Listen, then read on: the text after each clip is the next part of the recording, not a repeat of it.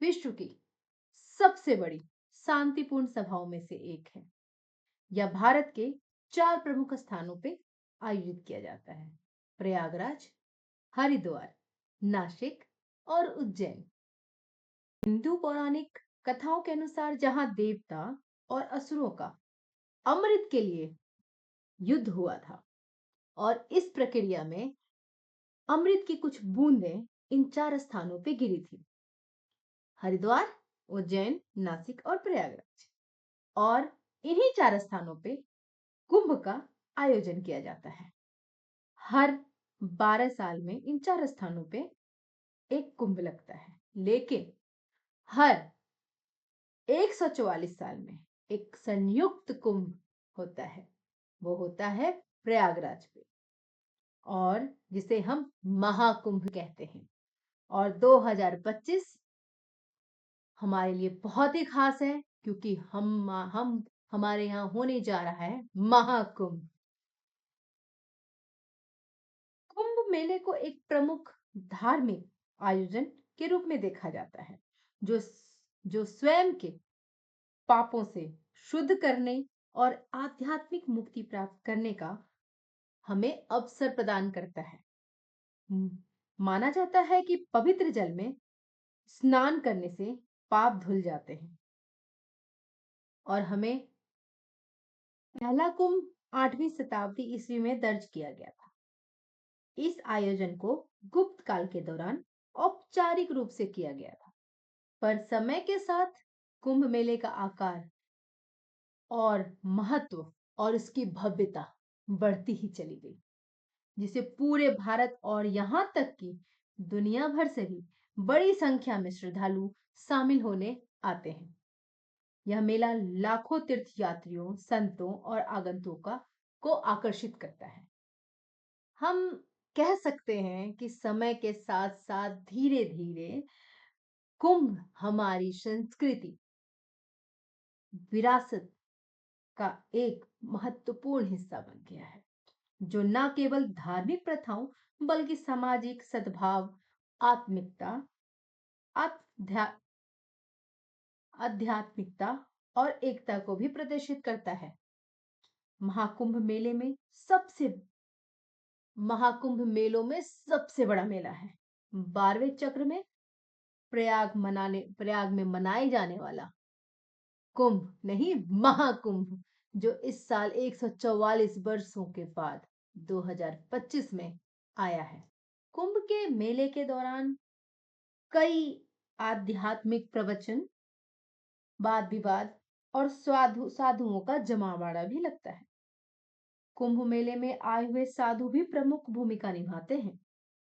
इनकी भागीदारी इस योजना के लिए एक अनोखा और गहरा तत्व से हमें जोड़ती है। कह सकते हैं कि साधु ही इस योजना का प्रमुख आकर्षण है। और साधु साधु जिन्होंने आध्यात्मिक ज्ञान और आत्म प्राप्ति के लिए अपना जीवन और मोह माया दोनों का त्याग कर दिया। नागा साधु नागा साधु जिन्हें आप और हम जिस नाम से आप और हम भली भांति परिचित हैं।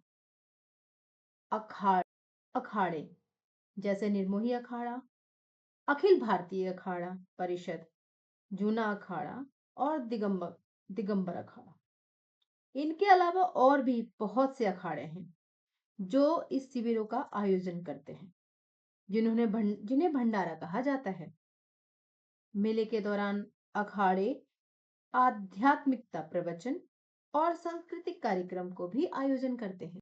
माना जाता है साधुओं, खासकर नागा संप्रदाय से जुड़े लोगों ने उच्च स्तर की आध्यात्मिक शक्ति हासिल कर ली है। नागा साधु ने पूर्ण त्याग की शपथ ली है, जिन्होंने अक्सर भौतिक संपत्ति और सांसारिक इच्छाओं से उनकी विरक्ति के प्रतीक के रूप में नग्न देखा जाता है।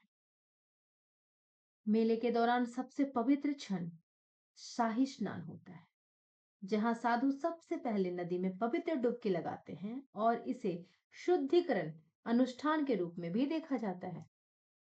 इसलिए यह कुंभ भाईचारे और एकता की भावना को भी बढ़ावा देते हैं। दुनिया में दुनिया भर से विभिन्न हिस्सों से लाखों लोग एक साथ यहाँ आते हैं। वैसे 2017 में यूनेस्को द्वारा एक अभूतपूर्व संस्कृति विरासत के रूप में इसे मान्यता दी गई। 2025 में 144वें महाकुंभ में आप भी आए और अनुभव करें इस विशाल धार्मिक और आध्यात्मिक संगम का।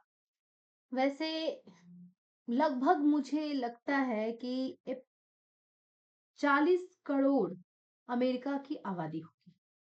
आपको पता है उतनी ही लगभग उतनी ही जनता इस बार 2025 के महाकुंभ में स्नान करने आएंगी। माफ कीजिएगा, मुझे लगता है कि 36 करोड़ लगभग अमेरिका की आबादी है। जो मैंने पहले गलत कह दिया था। 36 करोड़ अमेरिका की आबादी है और उनसे थोड़ा सा ज्यादा 40 करोड़ हमारे कुंभ 2025, माफ कीजिएगा, महाकुंभ 2025 में लोग शाही स्नान करने आएंगे या स्नान करने आएंगे या भक्ति के भाव में डूबने आएंगे। महाकुंभ हम सनातनियों का गर्व है। हमारी सरकार के द्वारा यहाँ 1.5 लाख टेंट की व्यवस्था की गई है। 69,000 लाइट्स की व्यवस्था की गई है और 18,000 हेक्टेयर में पार्किंग की व्यवस्था की गई है। और यहाँ शुद्धता को ध्यान में रखते हुए कूड़ेदान 25,000 कूड़ेदान की भी व्यवस्था की गई है। और हमारी सिक्योरिटी को ध्यान में रखते हुए, सुरक्षा को ध्यान में रखते हुए सरकार ने 26,000 प्लस कैमरे लगाए हैं ताकि हमारी सुरक्षा बनी रहे, है ना। वैसे तो कुंभ में 19 बड़े बड़े सेक्टर्स हैं, लेकिन तिल तिलगीर गंज जो है, जो फफामाऊ के साइड से स्टार्ट होके इधर आता है, उसमें 10 सेक्टर, 9 सेक्टर, 8 सेक्टर, 7 सेक्टर और 6 सेक्टर शामिल है। झूसी झूसी जो बनारस से लोग आ रहे हैं उनके लिए ये पास पड़ेगा और उसमें 11 sector, 12 sector, 13 sector, 14 sector, 15 sector, 16, 17, 18, 19, 20, 21 और 22 ये सारे सेक्टर्स आते हैं। संगम जो हमारा मेन जोन है उसमें 4 नंबर और 3 नंबर सेक्टर आते हैं। परेड ग्राउंड जिसमें 1 और 2 जो सिटी दिल्ली के साइड से आने वाले हैं उनके लिए ये परेड ग्राउंड पास पड़ेगा। अरेल या नैनी जो एमपी के साइड से आ रहे हैं उनके लिए 23, 24 और 25 सेक्टर जो नैनी की तरफ पास। टोटल 25 सेक्टर हैं जो स्नान के लिए बनाए गए और पूरा का पूरा कुंभ 4,000 हेक्टेयर में फैला हुआ है, या कह सकते हैं कि 40 स्क्वायर किलोमीटर में फैला हुआ है। वैसे दोस्तों कुंभ जो है 4 नगरी के, गंगा नदी के किनारे 4 नगरी, कुंभ जो है 4 नगरियों में है, उज्जैन, नासिक, हरिद्वार, प्रयागराज। और उज्जैन जो है वो शिप्रा नदी के किनारे है, नासिक गोदावरी नदी के किनारे, हरिद्वार में गंगा और प्रयागराज में गंगा यमुना सरस्वती का संगम है। और कुंभ जो है, जो कुंभ एक साल में लगता है, जो कुंभ एक साल में लगता है उसे माघ मेला कहते हैं। 4 साल में छोटा कुंभ लगता है और 6 साल में अर्ध कुंभ लगता है और 12 साल में महाकुंभ लगता है और 12 महाकुंभ के बाद 144 साल में महा महाकुंभ लगता है जो इस साल 2025 में है।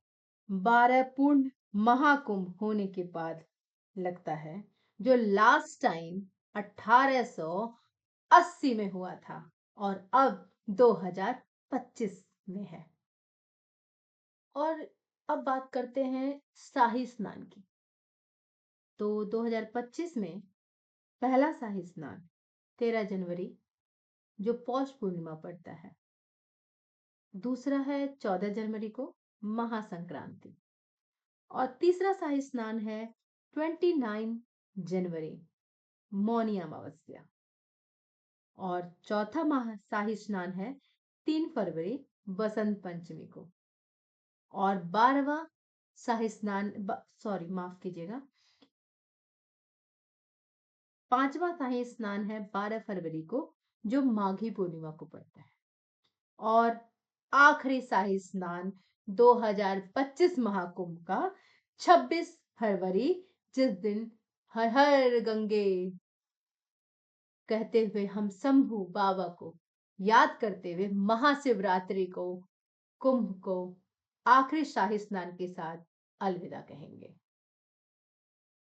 चलिए दोस्तों, आगे मैं इस पे और भी वर्क करूंगी और भी चीजें आप तक लाने की कोशिश करूंगी जो इस महाकुंभ से जुड़ी हुई हैं। लेकिन आज के लिए इतना ही। बने रहिए मुझे साथ। अगले एपिसोड में लेके आती हूँ कुंभ के बारे में और भी जानकारियां और इंटरेस्टिंग इंटरेस्टिंग फैक्ट्स। तो थोड़ा सा इंतजार। आज के लिए नमस्कार। हर हर गंगे।